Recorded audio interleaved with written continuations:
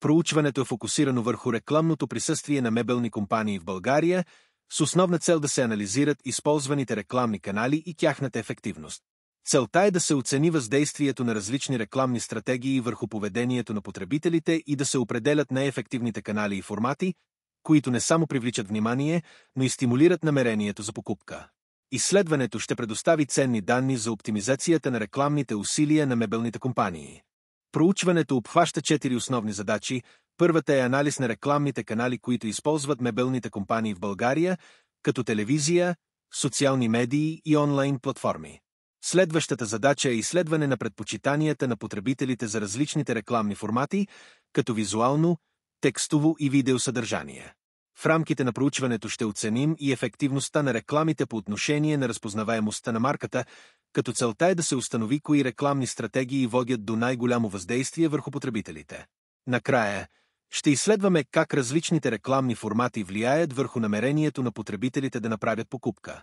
Проучването е описателно, като целта му е да се анализират рекламните канали и тяхното въздействие върху потребителите. Проведено е чрез първично изследване анкета с 72 респонденти, като резултатите се анализират количествено и качествено. Маржът на грешка е плюс-минус 11,5%, което означава, че резултатите са представителни за целевата група с доверителен интервал от 95%. Респондентите показват висока честота на срещане с реклами на мебели, като голяма част от тях посочват, че ги виждат няколко пъти седмично или поне веднъж седмично. Когато става въпрос за предпочитания за рекламни канали, социалните мрежи и онлайн платформите доминират, като те се възприемат като основни източници на реклами за мебелни компании. Повечето респонденти, 60%, отбелязват, че рекламите на мебели привличат тяхното внимание, докато 39% не обръщат внимание на тях. За мнозина е лесно да си спомнят последната реклама, 56%, което подсказва за висока степен на запаметяване на рекламите в този сектор. Почти половината от респондентите са видели реклама в последните 7 дни, което показва, че рекламите на мебели често попадат в полезрението на потребителите. Най-силното въздействие върху запаметяването на рекламите оказва интересният дизайн на продукта, 46%, последван от атрактивните промоции, 35%. Когато става въпрос за най-доброто място за реклама, социалните мрежи водят с 46%, показвайки значението на дигиталните канали. Печатните медии и телевизията заемат по-ниски места сред предпочитаните рекламни канали за мебели.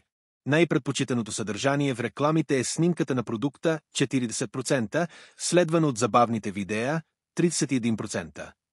Когато става въпрос за реална обстановка, мнозинството от респондентите, 53%, смятат за важна за възприемането на рекламата. Рекламите в социалните мрежи, 26%, и онлайн реклами в сайтове, 23%, имат най-голямо влияние върху решението за покупка на мебели, докато телевизионните реклами, 19%, и печатните медии, 20%, също оказват въздействие, но в по-малка степен. Рекламите на билборд имат най-нисък ефект, 12%. Що се отнася до честотата на покупките, най-голямата част от респондентите пазаруват мебели веднъж на няколко години, 46%, докато 34% купуват по-рядко, но поне веднъж годишно. За последната покупка, по-голямата част от анкетираните, 68%, са предпочели физически магазин, докато 32% са закупили онлайн. Анкетата показва, че участниците са предимно жени, 76%, като мъжете съставляват само 24%. Най-голямата възрастова група е между 35 и 44 години, 36%, последвана от 45 до 54 години, 29%, и 55 плюс години, 18%. По-малко участници са в групите 18 до 24 години, 3%, и 25 до 34 години, 14%. Що се отнася до местоживеенето, 61% от респондентите живеят в град, докато 38% обитават село. Въпросът за образованието показва, че преобладават хора с висше образование, 69%, докато 29% имат средно образование. Тази графика илюстрира честотата, с която респондентите виждат реклами на мебели и най-доброто според тях място за реклама на мебели, което да задържи вниманието им. Както виждате, социалните мрежи излизат на първо място с значителен брой респонденти, които споделят, че виждат реклами няколко пъти седмично или поне веднъж седмично. Това показва, че социалните мрежи са ефективен канал за достигане до аудиторията и задържане на вниманието й. Онлайн рекламите в сайтове също се представят добре, със сравнително висока честота на излагане, следвани от телевизия и печатни медии. Билбордовете обаче се отличават с по-ниска честота на възприемане, което може да означава необходимост от оптимизация на този канал.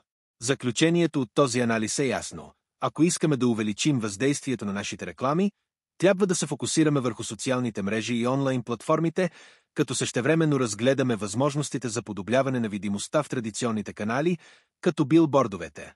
Тази графика показва какви елементи в рекламите на мебели най-силно привличат вниманието на респондентите. Както виждате, снимката на продукта е най-въздействащият елемент, предпочетен от 43% от респондентите. Това ясно показва, че визуалното представяне на продукта е ключово за успешната реклама. Подробните описания също са високо ценени, като 33% от респондентите посочват, че те привличат вниманието им. Това подчертава важността на ясната и изчерпателна информация за продукта.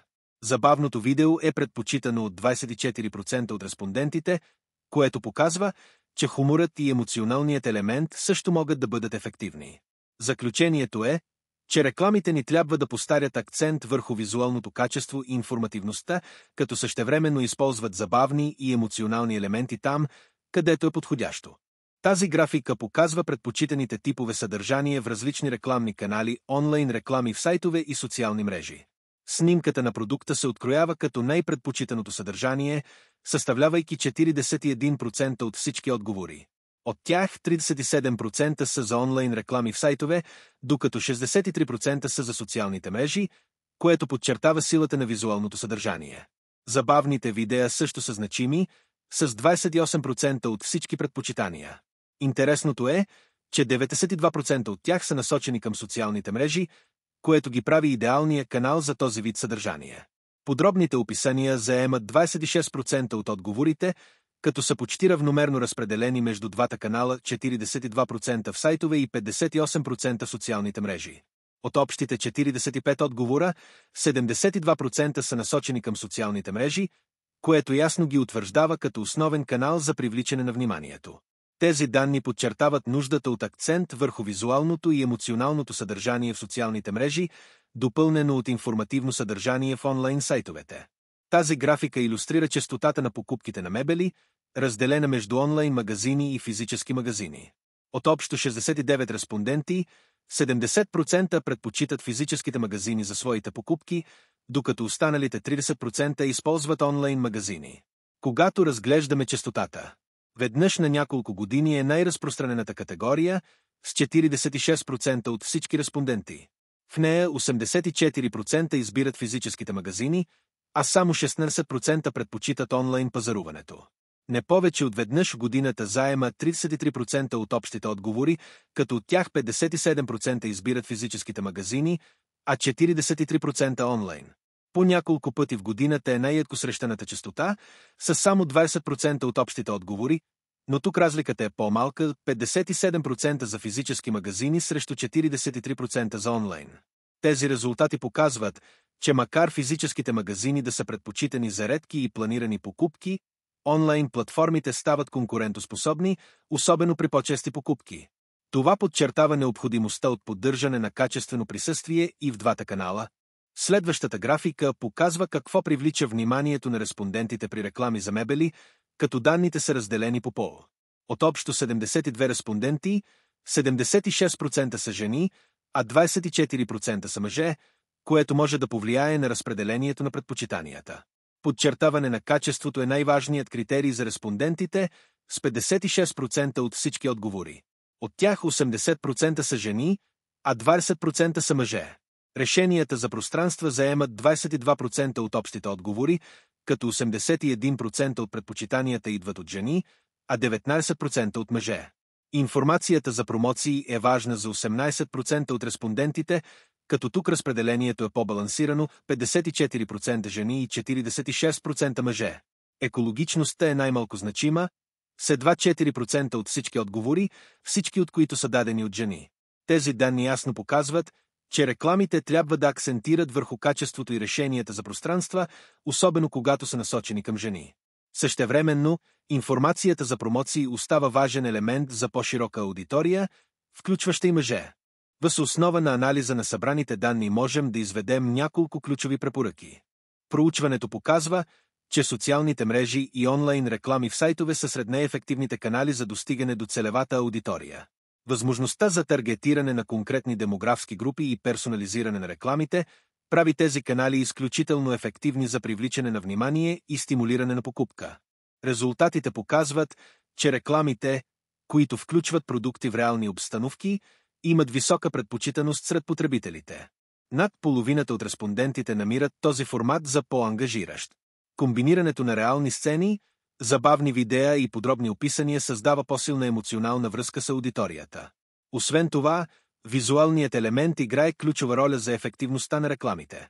Интересните и атрактивни дизайни, съчетани с силни послания, повишават запомняемостта и влиянието на рекламните кампании. Следователно, важно е да се фокусирате върху създаването на иновативни и визуално привлекателни реклами.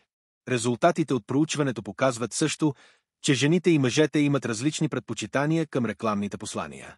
Жените са посклонни да обръщат внимание на качеството на продуктите и решенията за оптимизация на пространството, докато мъжете се интересуват повече от информация за промоции и екологичност. За да увеличите ангажираността и ефективността на рекламата, е важно да персонализирате посланията в зависимост от демографските особености на аудиторията.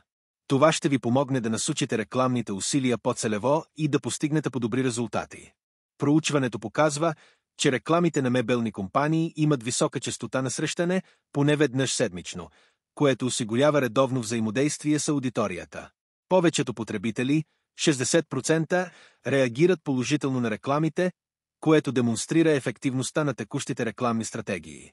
За по-силна връзка с потребителите, рекламите трябва да подчертават интересен дизайн и завладяващи послания. Въпреки доминирането на физическите магазини, онлайн търговията се утвърждава като важен канал за продажби, което дава възможности за разширяване на продажбите чрез онлайн платформи. Тук преминаваме към приложението, което съдържа целия въпросник, използван в проучването. Въпросникът е структуриран така, че да покрива всички ключови категории, от въвеждащи въпроси до демографска информация, като целта е да се гарантира изчерпателност и точност на събраните данни.